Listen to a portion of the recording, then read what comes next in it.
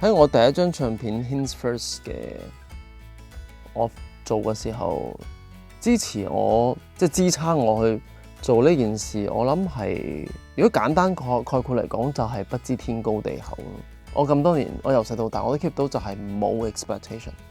我想出碟就出碟啦，就算冇人買冇人咩，我做咗喺我個嗰個 wish list 或者 bucket list 嗰度，我就打咗個 tick 㗎啦咁樣。咁所以當時冇話又要冇諗過話會唔會賣幾多啊，會唔會做明星啊，冇。當時其實銀行已經收咗我，因為我係讀 banking 嘅，咁我就諗住如果我實在唔得，我出完碟都冇聲氣，我就死死地氣翻去計數啦咁樣，或者做個櫃員咯咁。如果你而家問翻我當時支撐我去做呢件事，我諗係年少無知嘅嗰種勇敢。初初嚟到香港，我係唔安穩，一隻可以上到飛機嗰啲 size 嘅篋，然之後兩隻寄倉 size 嘅篋，再加一部琴，後來又多咗部電腦 mon， 咁我就一路揸住呢堆嘢就住暈咗，由尖東住到去尖沙咀，咁到真係發現，咦喺呢度開始可以紮根咯喎，咁我人生嘅第一個宿舍就係嗰陣時啱啱起好，2003年，紅磡都會海逸酒店隔離嗰個都會軒，嗰個就係我嘅嗰啲叫做咩啊，吸引力法則之一，因為我每日都望住紅館嘅頂。我覺得做校園 show 係好重要，嗰種人同人之間嘅交流，嗰種接觸，而 build 嘅嗰種信任。我行完嗰40幾間中學，我就有咗我人生第一批嘅歌迷。咁然之後慢慢就好似碌雪球咁樣，越碌越大，越碌越大咁。即使我遭遇人生喺香港嘅第一個低潮期，就係嗰段時間。有個樂壇嘅大事件啦，叫做舞影行動 ICAC 嘅一件事咁令到好多唱片公司喺嗰段時間都或者 artist 嘅發展都處於一個停滯，特別我哋呢啲新人受到嗰個 case 嘅影響。嗰段時間就係我開始少咗唱歌，而我需要喺呢度繼續生活，同埋命稱住我嘅工作簽注。咁我就喺 TVB 啊，喺香港電台做主持，3個範疇嘅工作就去。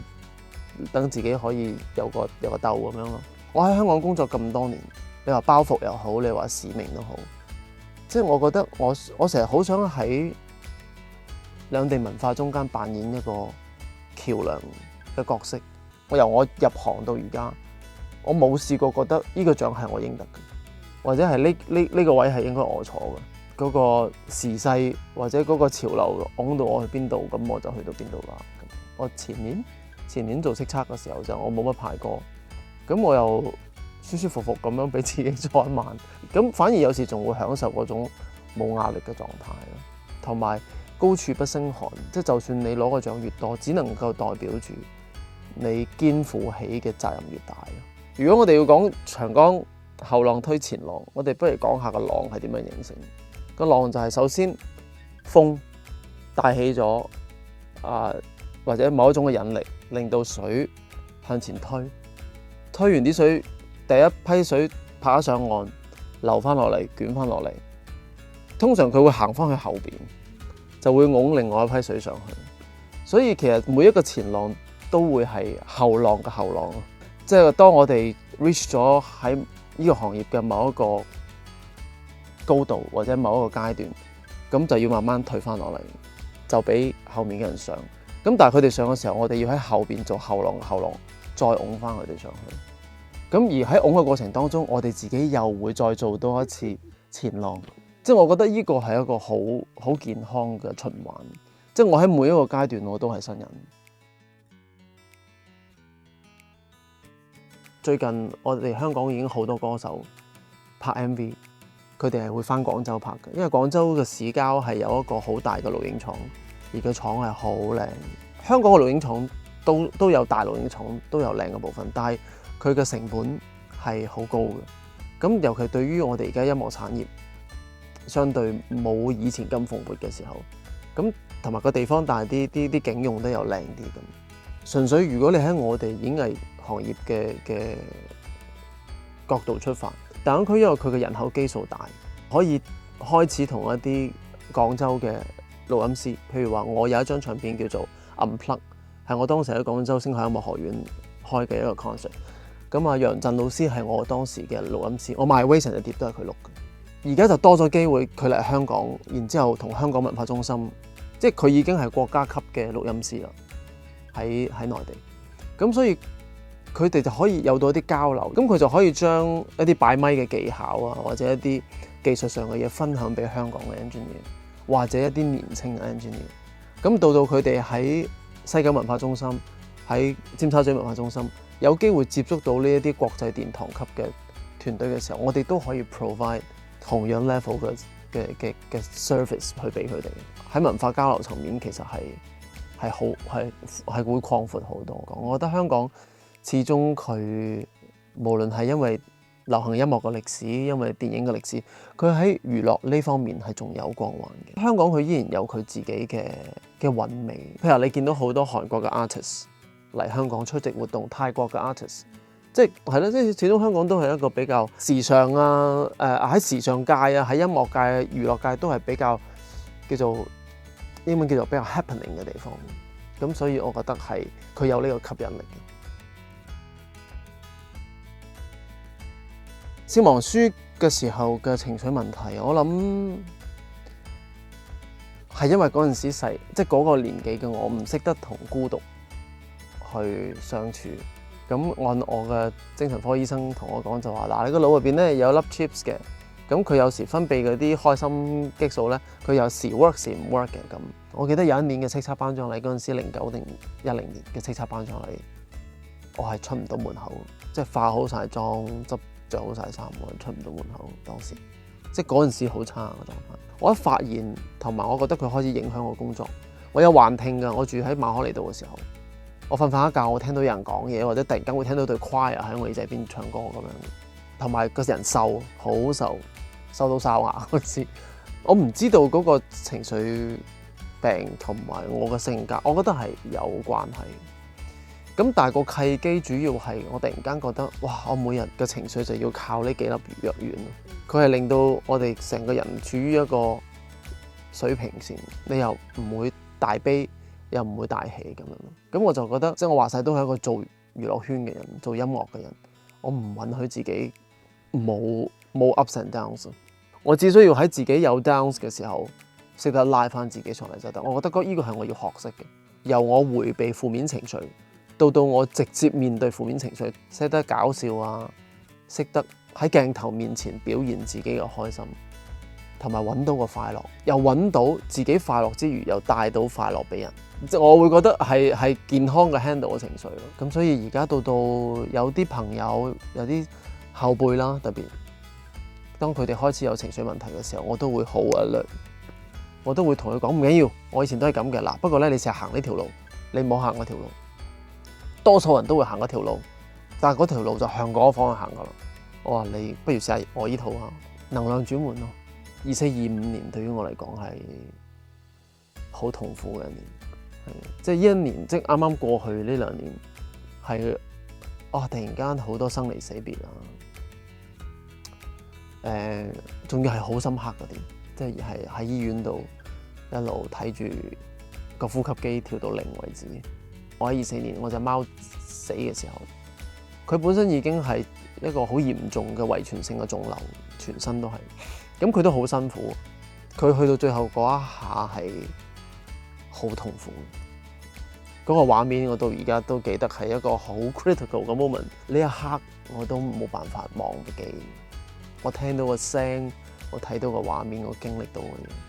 另外就係有個長輩，就係對於我好重要嘅，我哋嘅前 CEO 阿 Shirley 走，咁佢成個階段，因為佢好快佢發生得，但係我同佢太親密啦，即係喺呢幾年，喺由2018年咁多年，我經歷嘅，大家知道嘅，大家唔知道嘅，公眾層面睇到嘅，睇唔到嘅大小事，佢都一路幫咗我好多，佢都陪我行過咗好多個 sleepless night， 不眠之夜。咁所以佢嘅離開對於我嚟講係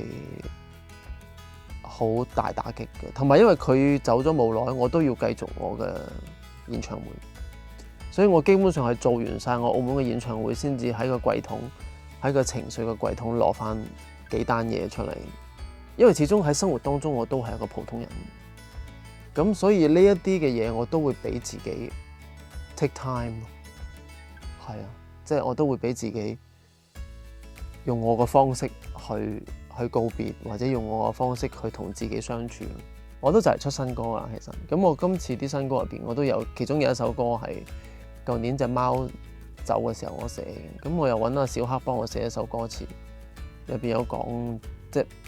how to say goodbye。我有時攞起啲舊嘅嘢咧，譬如我去到啲古董鋪，以前嘅有啲打字機，甚至乎有啲4幾年、5幾年嘅嗰啲唔係電子嘅計數機啊，即係 analog 嘅計數機，我一拿起手我就覺得好熟悉嘅。咁另外一個現實啲嘅就係我會中意一啲有 craftsmanship 嘅嘢，因為同藝術有關，即係我哋唱歌，我哋喺舞台表演，全部都係技藝嘅一種，係我 appreciate 或者我揞錢去擁有呢一件物品嘅原因咯，而唔係純粹佢係一件潮物。情懷係好重要，尤其對於我哋做音樂嘅人，或者係我自己咯，我覺得情懷係生命當中或者我哋人類入邊其中之一樣最可以滋養到我哋嘅嘢，因為情懷佢可以為你帶嚟一啲修養，情懷可以為你帶嚟興趣，開闊你嘅眼界。你會因為自己嘅呢個情懷，譬如話中意歐洲建築或者中意啲歐式嘅嘢，你會因此而去睇博物館，去歐洲，去呢啲文化嘅發源地。譬如我細個我好中意歷史，我中國歷史係好好嘅，咁同埋我又好中意收藏啲古幣啦。我自己屋企我哋而家都有㗎，嗰啲古錢幣由秦朝嘅半兩錢啦，西漢嘅五銖錢啦，即係好細個就接觸呢啲，咁有啲老人家又會教我點樣睇陶瓷，咁又會知道哦點解譬如話官窯啊，我自己好中意宋代嘅青瓷咁。汝窯咁啊，點解會叫官窯啊？咁佢係成個歷史沿革，成個當時嘅制度會有呢啲藝術品出咗嚟咁，所以呢啲就係我自己情懷嘅部分。我哋而家嘅行業嘅人好參差，咁變咗你就算我哋有韓國 artist 級數嘅 artist， 但係我哋嘅配套都跟唔上。返緊寫字樓工啊，咁但係其實有個夢咯，有個可能想拍嘢啊，想入行啊，做 MV 導演啊、節目導演啊咁。同埋我呢度我哋嘅其中之一個優勢就係佢哋喺度上堂係可以即刻做嘢咯，即係譬如話我哋見到咦係你有 passion 喎，或者係佢嘅 attendance 滿咗某一個分，咁我哋就會俾佢譬如話可以即刻嚟我嘅演唱會。喺幕後做嘢，咁變咗即係佢有個實操嘅機會。而家我哋最大嘅 capacity， 我哋可以每一堂課去到90人度咯。亦都唔知道有冇啲外來嘅學生，可能喺大灣區啊，或者甚至乎最近我有幾個啲朋友，佢哋話有啲喺台北啊或者其他地方都有興趣嚟上堂嘅人，因為我哋用嘅老師除咗我哋用緊本地香港最 top 嘅演唱會導演啊、電影導演啊、電影編劇之外，其實仲會有一部分我自己通過我個 network 喺韓國、喺美國、喺瑞典、喺歐洲其他地方、英國揾翻嚟嘅一啲 producer， 即係佢哋真係講緊係幫緊一啲 superstar world class 嘅音樂人同埋監製啊嗰啲，咁佢哋會過嚟做 master class。呢一個錄音室係一個 world class 嘅 project。因為我自己嘅專業係我係本身做 sound engineer 出身，咁所以我就好想利用呢個 world class 嘅 studio 去教導一啲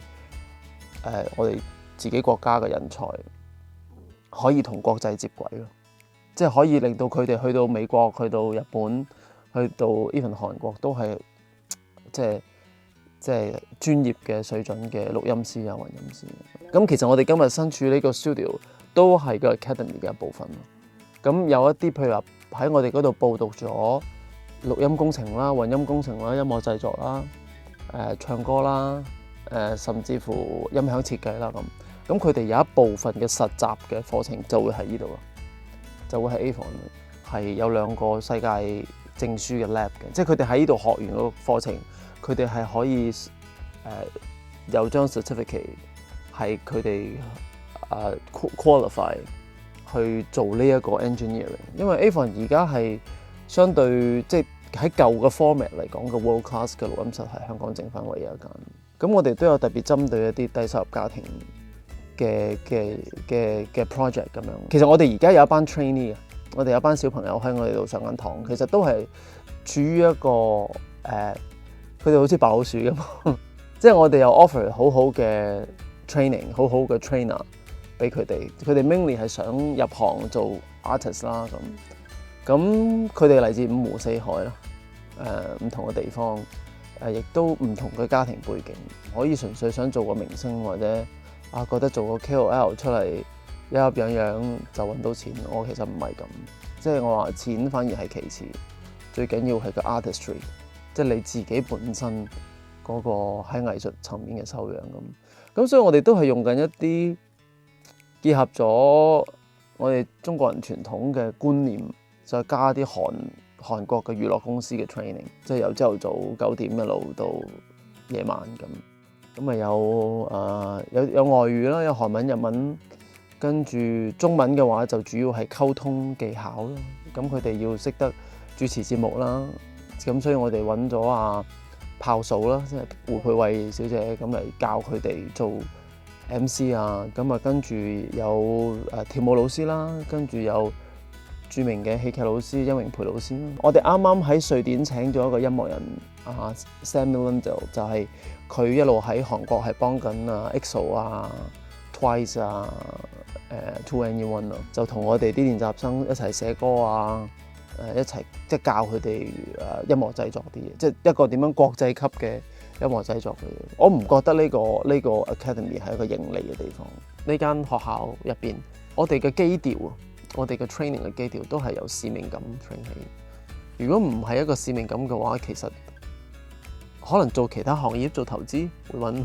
揾到好多錢嘅待遇會好好多。咁但係有時深刻我哋喺社會上面扮演某一種角色嘅時候，都係因為一個大局觀，一個使命，自己俾自己嘅使命。咁所以我同佢哋講都係㗎，我話你就算做新人，只要有人聽你哋嘅歌，有人睇你哋嘅訪問，有人睇你哋嘅表演，我話你哋就係某啲人嘅